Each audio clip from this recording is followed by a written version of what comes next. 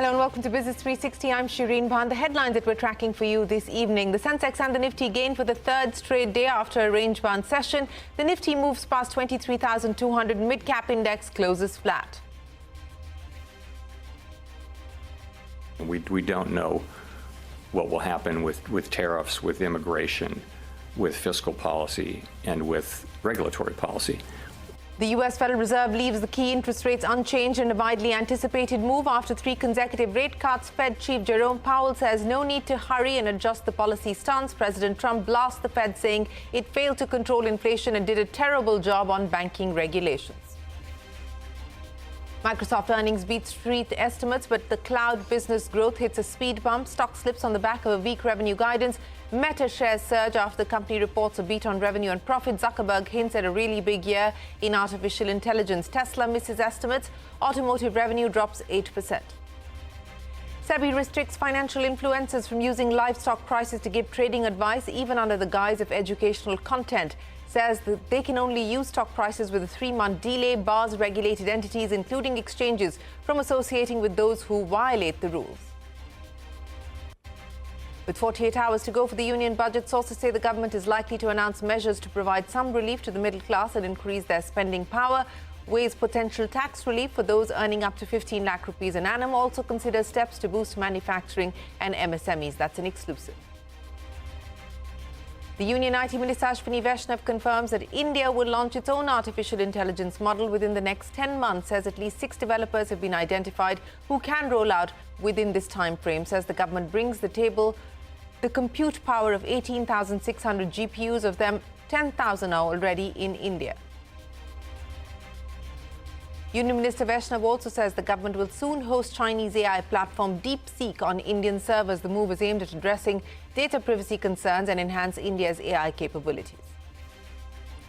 An American Airlines passenger plane with 64 people on board collides with the U.S. military helicopter mid-air near Washington Reagan Airport. 19 bodies have been recovered so far. The U.S. figure skating team was reportedly on the flight.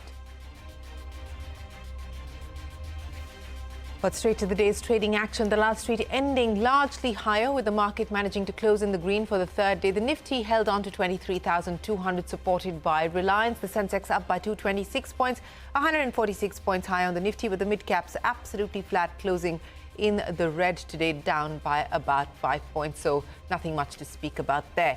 But the big global story, the U.S. Federal Reserve left key interest rates unchanged in a widely anticipated move after 3 consecutive rate cuts. Addressing a press conference, the Federal Reserve Chief Jerome Powell said the central bank is not in a hurry to adjust policy stance as the U.S. economy remains strong. The central banker also reiterated the Fed's commitment to achieve the 2% inflation rate. Furthermore, the Fed said that he had no contact with U.S. President Donald Trump. Trump, however, renewed his attacks on the U.S. central bank hours after the decision. In a social media post, Trump said the Federal Reserve and Powell had failed to stop the problem that they created with inflation. Listen in to Jerome Powell's comments on the rationale behind the Fed's decision, as well as Trump's World Economic Forum speech last week, where he demanded that the interest rates drop immediately. With our policy stance significantly less restrictive than it had been and the economy remaining strong, we do not need to be in a hurry to adjust our policy stance. At today's meeting, the committee decided to maintain the target range for the federal funds rate at 4.25% to 4.5%. I think where the committee is very much in the mode of waiting to see what policies are enacted. We don't know what will happen with tariffs, with immigration, with fiscal policy, and with regulatory policy. I'm not going to have any response or comment whatsoever on what the President said. It's not appropriate for me to do so.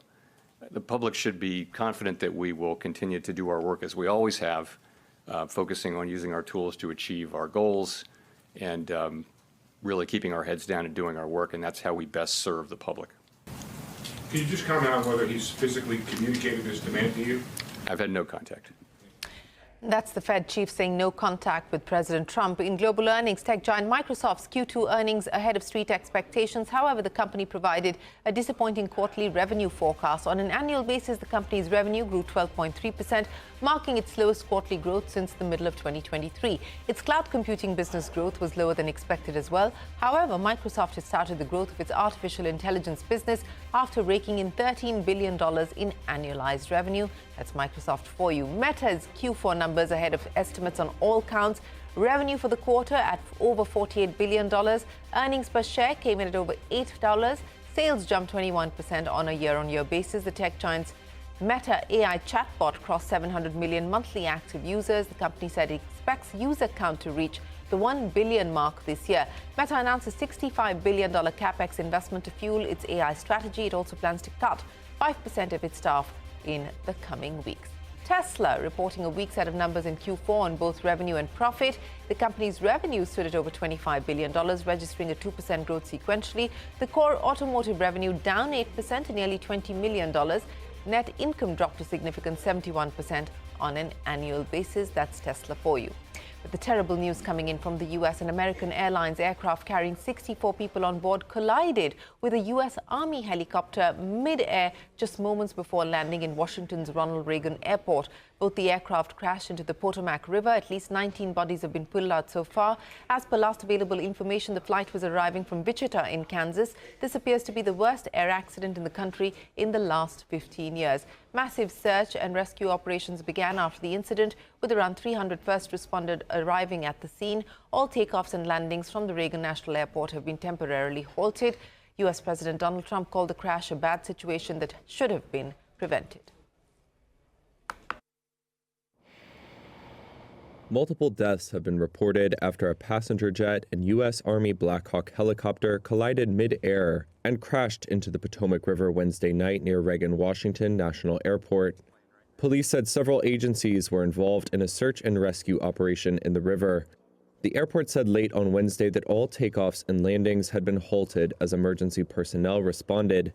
The Federal Aviation Authority said PSA Airlines was operating a regional flight for American Airlines, which had departed from Wichita, Kansas. I'd like to express our deep sorrow about these events.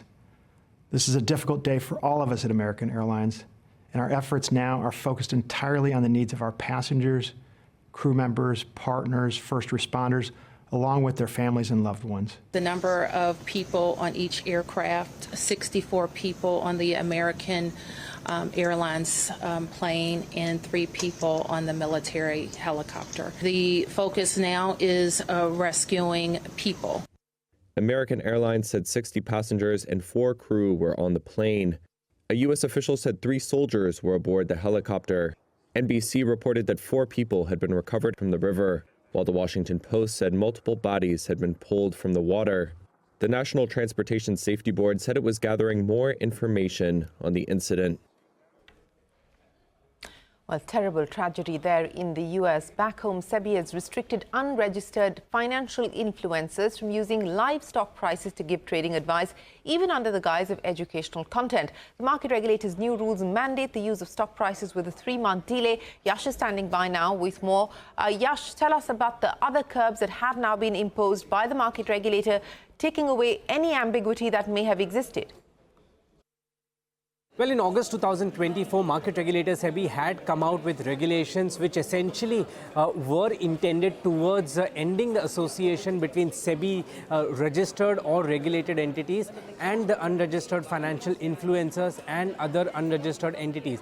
The final set of regulations or the clarifications to the previous regulations could well prove to be the final death blow when it comes to eliminating these financial influencers out of the system by breaking their revenue model itself. What market regulator SEBI has said is that financial influencers which are unregistered cannot provide any advice or recommendation directly or indirectly about any security. They also cannot make any claim of returns or performance through the content which they put out. The onus or the responsibility will be on the listed or the registered entity to not have this association with unregistered finfluencers. Otherwise, Otherwise, there could be penalties, there could be cancellation of licenses as well as far as these registered entities are concerned. One very interesting distinction which SEBI is made between investor education and promoting financial products by unregistered financial influencers is that it has said that any financial influencer, if is interested in promoting investor awareness, investor education, then for any sort of illustration, if he's using a price of a security or the chart of security, it cannot be of the previous 3 months. It will have to be before that. Also, these influencers who are wanting to promote investor education cannot sort of express the kind of past performance that they've had or sort of show the results that they've provided to their subscribers in any form through their content. This is kind of a lazy way of regulating, really. Instead of going after the person who's violating the law in terms of making recommendations without license of either research or investment advice, you're basically saying, like Deepak said, anybody who walks in a road which has a criminal, you'll be liable for his action. It's SEBI's job to control that person. And therefore, I think they really need to kind of relook at this. Certainly, anybody who is making giving stock tips, giving investment advice, etc., is in direct violation. Well, that's the latest there from SEBI, a chokehold on financial influencers and the manner in which they've been operating. The government held an all-party meeting ahead of the budget session of Parliament. The meeting was convened by Parliamentary Affairs Minister Prahlad Joshi and saw representatives from various political parties. The budget session will begin tomorrow with the tabling of the economic survey. The union budget will be the day after on the 1st of February, and the session will conclude on the 4th of April. On to CNBC-TV18 exclusive with 48 hours to go for the union budget. Sources tell CNBC-TV18 the government is likely to announce measures to provide some relief to the middle class and increase their spending capacity. The government is also considering steps to boost manufacturing and MSMEs. Parikshit standing by now with more. Parikshit, the budget countdown underway. What are you hearing?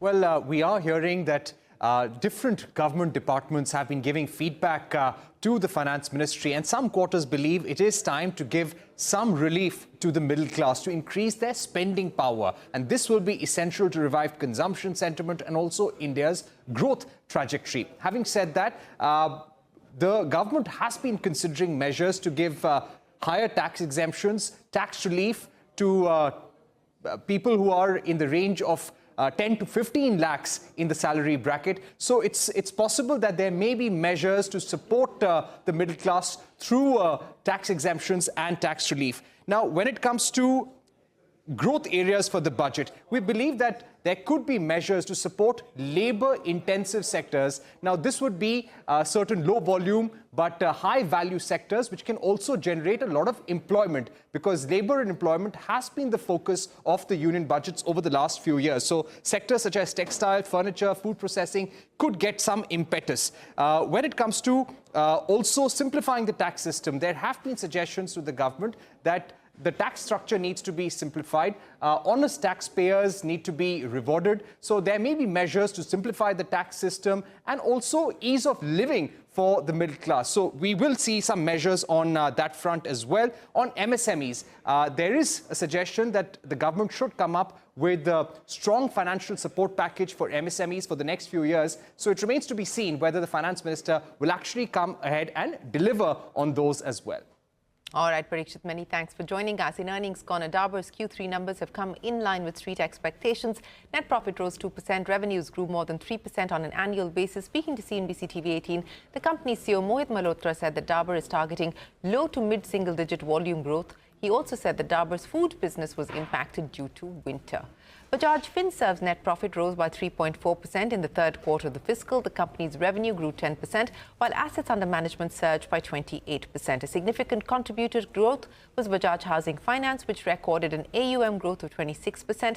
The company's asset quality has seen a slight deterioration, with both gross and net non-performing assets rising marginally.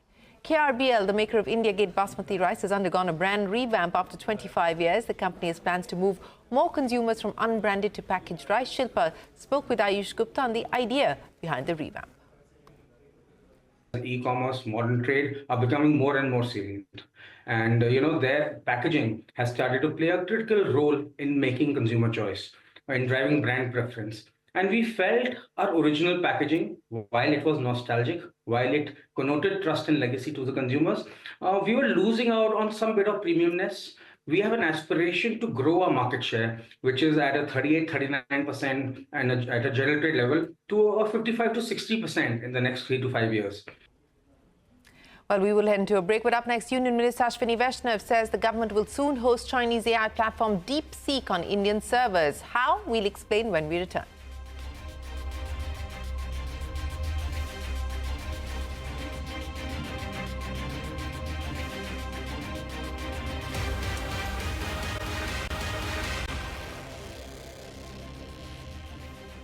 Union IT Minister Ashwini Vaishnaw has announced that India will begin work on creating its own foundational artificial intelligence model along the lines of ChatGPT, Gemini and Deepseek. Now, speaking to the media today, Minister Vaishnaw said 6 major developers have expressed interest in a large language model will be ready within 10 months. That's the target that the government is working with. The minister also said that India now has a robust compute facility with roughly 10,000 graphical processing units or GPUs currently available. The overall target on computing power stands at 18,600 GPUs. For context, the Chinese AI model Deepseek, which has rattled Silicon Valley, claims that it was trained on 2,500 GPUs, this as per the Chinese company. Minister Vaishnaw also said that India will soon host Deepseek on our servers. This is aimed at addressing the data privacy concerns surrounding the Chinese chatbot. Take a look. The second big mission, as you know, was to develop our own model. And over last almost 1.5 years, our teams have been working very closely with the startup ecosystem, with the researchers, with many professors, और उन सब के साथ बातचीत करके we have created the framework which will be launched today. We are calling for proposals to develop our own foundational model, and we believe that there are at least 6 major developers who will be able to create foundational models in the next 8 to 10 months on the outer limit, or every system which needs to be tested on security parameters will be tested and decisions will be taken.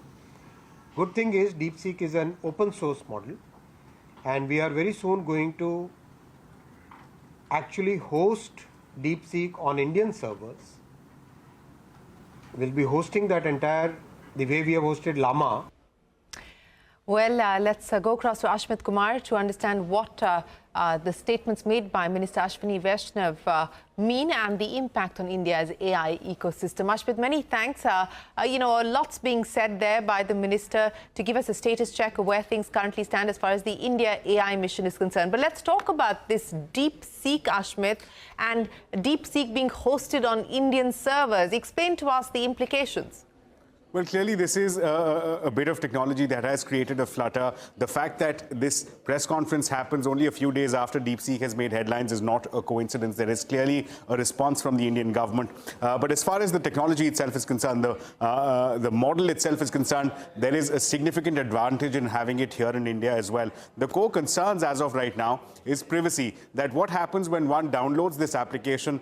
Does that data go back to China? Does it get utilized in some way? Does that pose a security risks? These are the challenges coping with which the Indian IT Minister Ashwini Vaishnaw today clarified that there is now a move being made to host the Deepseek AI model now onto Indian servers. Now, what does that mean? Now, let's keep in mind that Deepseek, the AI model that was introduced by China, is an open source model. What that effectively means is that the core code, which is the heart of this AI model, is publicly available. So essentially, that model, that recipe, can be brought here and then can be replicated on Indian servers. The advantage would then be that if it's hosted on Indian servers, then the data will remain on Indian servers, will not travel to China, and therefore beats the security concerns. And not just that, the niggles that were initially seen in Deepseek, where it wouldn't answer questions accurately on contentious issues such as the 1962 war, such as Arunachal Pradesh, such as the Tiananmen Square, those niggles can also be resolved by Indian engineers. So a more comprehensive version of that model can be developed here locally. That's the main push, the main thrust of what Ashwini Vaishnaw is saying. And just for caveat, this has already been done before. Llama, which is Meta's AI model, is already hosted on Indian servers, Indian government servers, on CDAC servers. So clearly there's a precedent. The government looking to do another effort along those lines for Deepseek to bring the Chinese model here to Indian users. All right, thanks very much, Ashmit. SoftBank in talks to invest up to $25 billion in ChatGPT owner OpenAI, which will make it the startup's top backer. In fact, in November, OpenAI allowed employees to sell about $1.5 billion worth of shares in a tender offer to SoftBank. SoftBank could now invest anywhere between $15 billion to $25 billion directly into OpenAI. Some of these funds will be used by OpenAI to pay for its commitment to Stargate. Remember, Stargate is a joint venture between Oracle, OpenAI and SoftBank, and has called for billions of dollars to be invested in US's artificial intelligence infrastructure. Now, the Uttarakhand government has released rules for live-in relationships under the Uniform Civil Code. The new system will require couples to register when they enter and terminate a live-in arrangement. If the couple fails to comply with this rule, they could face a jail term of up to 6 months.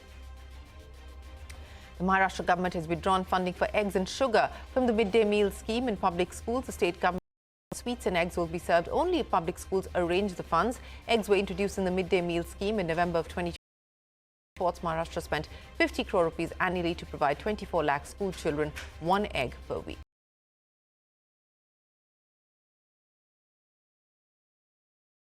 Continue right here on CNBC-TV18. Don't go anywhere. We're back in a moment with more.